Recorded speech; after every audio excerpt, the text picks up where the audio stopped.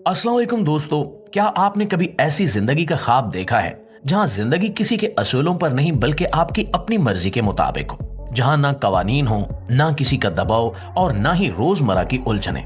एक ऐसी जगह जहां आपको न किराया देना पड़े, न बिल भरने का दर्द और न किसी की मर्जी के ताबे होना पड़े। आज हम आपको लेके जा रहे हैं कनाडा के खूबसूरत साहिलों पर वाक़ एक ऐसे जजीरे की सैर पर जिसे दुनिया फ्रीडम कोव के नाम से जानती है। ये वो जगह है जहां हर काम की आजादी है। दोस्तों, मैं हूं माजिद मलिक, लेकिन वीडियो शुरू करने से पहले मैं आपसे कुछ पूछना चाहता हूं कि आप किस मुल्क के कौन से शहर से हमारी वीडियो देख रहे हैं। इसका जवाब हमें कमेंट बॉक्स में लाजमी दीजिएगा ताकि हमें भी अंदाजा हो कि हमारे चाहने और सुनने वाले दुनिया में कहां मौजूद हैं। प्यारे दोस्तों, ये 1992 का साल था जब एक जोरदार तूफान ने कनाडा के साहिली इलाके टोफिनोको को अपनी लपेट में ले लिया। समंदर की तेज हवाओं और खौफनाक लहरों ने दरख्तों को जड़ से उखाड़ फेंका और साहिल पर बहा दिया। अब जहां एक तरफ ये तूफान तबाही की अलामत था, वहीं दूसरी तरफ ये नए इम्कानात के दरवाजे भी खोल रहा था। कैथरीन किंग, जो कि एक आर्टिस्ट थीं, और इनके शौहर वैन एडम्स, जो मुजस्समा साज थे, इन्होंने इस बर्बादी में कुछ खास देखा। इन्होंने उन बहते दरख्तों को न सिर्फ लकड़ी के टुकड़े समझा बल्कि इनमें अपने ख्वाबों का घर भी देख लिया। कैथरीन ने वेन से कहा कि हम इन टूटे हुए दरख्तों से कुछ नया, कुछ गैर मामूली बना सकते हैं, और यूं फ्रीडम कोव का आगाज हुआ। शुरू में ये सिर्फ एक छोटा सा तैरता हुआ घर था, लेकिन ये सिर्फ एक शुरुआत थी। वेन और कैथरीन ने इस ख्वाब को हकीकत में बदलने के लिए दिन रात एक कर दिया, और देखते ही देखते ये एक घर से पूरा जजीरा बन गया जहां मुख्तलिफ लोग आकर रहने लगे। ये जजीरा सिर्फ एक रिहाइश नहीं था बल्कि आजादी की एक अलामत बन चुका था। ये वो जगह थी जहां ना किसी हुकूमत की मदाखलत थी और ना ही किसी किस्म की कोई पाबंदी। यहाँ सिर्फ लोग अपनी मर्जी की जिंदगी गुजारते थे। दोस्तों, सबसे पहले बात करते हैं खाने की, जो हर इंसान की बुनियादी जरूरत है। फ्रीडम कोव में ग्रीन हाउसेज बनाए गए जो समुद्री हवाओं और तूफानों से महफूज थे। इन ग्रीन हाउसेज में कैथरीन और वेद ने सलाद के पत्तों, पालक, धनिए, टमाटर और मिर्चों जैसी सब्जियां उगाई। इनके लिए पानी का निजाम भी हैरत अंगेज था। एक आबशार के जरिए आने वाला पानी खुद ब खुद सब्जियों को सैराब करता था, जो निहायत मुअस्सर और माहौल दोस्त था। समंदर के करीब रहने का एक और फायदा भी था, आबी ज़राअत। इन्होंने पानी के टैंकों में मछलियां और झींगे पालना शुरू कर दिए। यहाँ तक कि ग्रीन हाउसेज का गंदा पानी भी जाया नहीं किया जाता था, बल्कि उसे फिल्टर करके उन टैंकों के लिए दोबारा इस्तेमाल किया जाता था। इस तरह एक मुकम्मल माहौलियाती निजाम बनाया गया जहां कुछ भी जाया नहीं होता। दोस्तों, जहां दुनिया बिजली के महंगे बिलों और तवानाई के बहरान से परेशान है, वहां कोव शमसी तवानाई पर इन्हिसार करता है।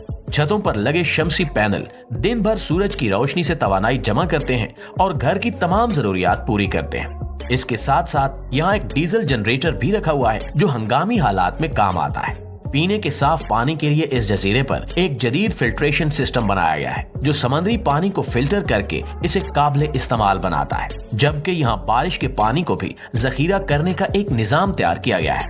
फ्रीडम कोव की एक खास बात यह है कि यहाँ पैसे की बजाय अशिया का तबादला किया जाता है। यहाँ लोग अपने आर्ट वर्क, सब्जियों या मोमबत्तियों के बदले दूसरी जरूरी अशिया हासिल करते हैं।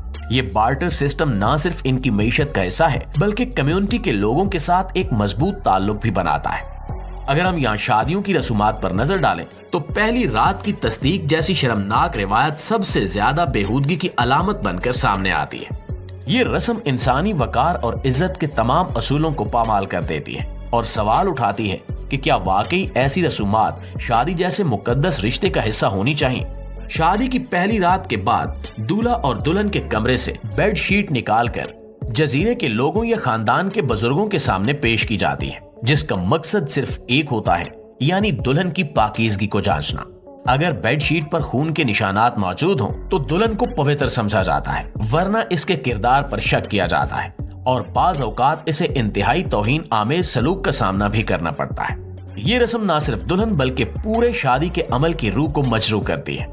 शादी जैसे मुकद्दस रिश्ते को यहाँ तिजारती सौदे की तरह पेश किया जाता है और इसकी सबसे नुमाया मिसाल दुल्हन की कीमत जैसी बेहुदा रस्म है। इस रस्म में दुल्हन को गोया एक सामान समझा जाता है जिसकी खरीदो फरोख्त दूल्हा के खानदान के माली वसाइल और समाजी हैसियत के मुताबिक की जाती है।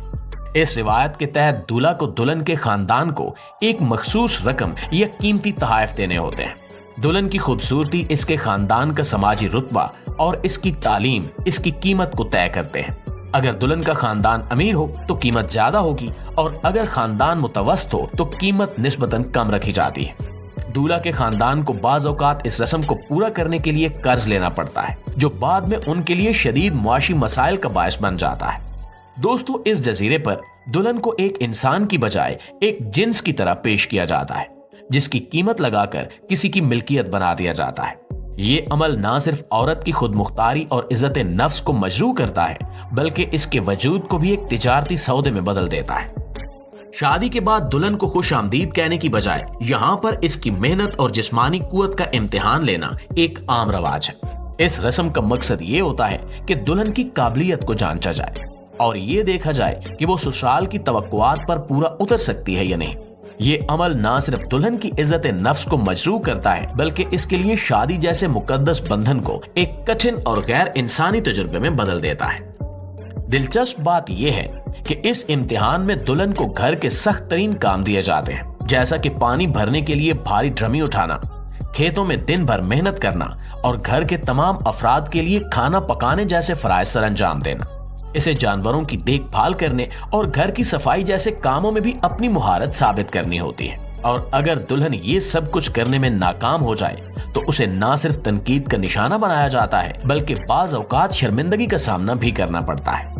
ये रस्म दुल्हन की शख्सियत और इज्जत को मुकम्मल तौर पर नजरअंदाज कर देती है। इसे एक ऐसे माहौल में डाल दिया जाता है जहां इसकी मेहनत को इसकी कीमत से जोड़ा जाता है। मोहब्बत और एतमाद की बजाय इसे एक खादिम की तरह समझा जाता है, जिसे अपनी जगह बनाने के लिए इन तमाम मुशक्कतों से गुजरना पड़ता है। और चूंकि यहाँ कोई कानून नहीं है, किसी की हुकूमत नहीं है, तो बीवी को सारी जिंदगी अपने शौहर के इन जुल्मों को बर्दाश्त करना पड़ता है। बाज़ माशरों में शादी की तकरीबात के दौरान ऐसी रसूमात अदा की जाती हैं जो इखलाकियात और हया के तमाम असूलों को तोड़ कर रख देती हैं। इनमें से एक इंतहाई बेहुदा और शर्मनाक रस्म शादी की रात दुल्हन के करीबी खवातीन का नीम बरेना लिबास में रक्स करना है। इस रस्म को खुशी के इजहार के तौर पर पेश किया जाता है, लेकिन हकीकत में ये औरत की इज्जत और वकार के खिलाफ एक खुली तौहीन है। शादी की तकरीब में दूल्हा के दोस्तों और खानदान के अफराद के सामने दुल्हन की बहनों, कजन्स या दोस्तों को नीम बरेना लिबास में रक्स करने पर मजबूर किया जाता है। ये रक्स ना सिर्फ इन खवातीन के लिए शर्मिंदगी का बायस बनता है, बल्कि शादी के खूबसूरत बंधन को भी एक बेहया तमाशा बना देता है। बाज़ औक़ात ये रक्स रात देर तक जारी रहता है और मेहमान इस तफरीह से लुत्फानंदोज होते हैं। इस मौके पर दुल्हन के खानदान की खवातीन को चुप रहना पड़ता है, क्योंकि ये रस्म रिवायत कहलाती है।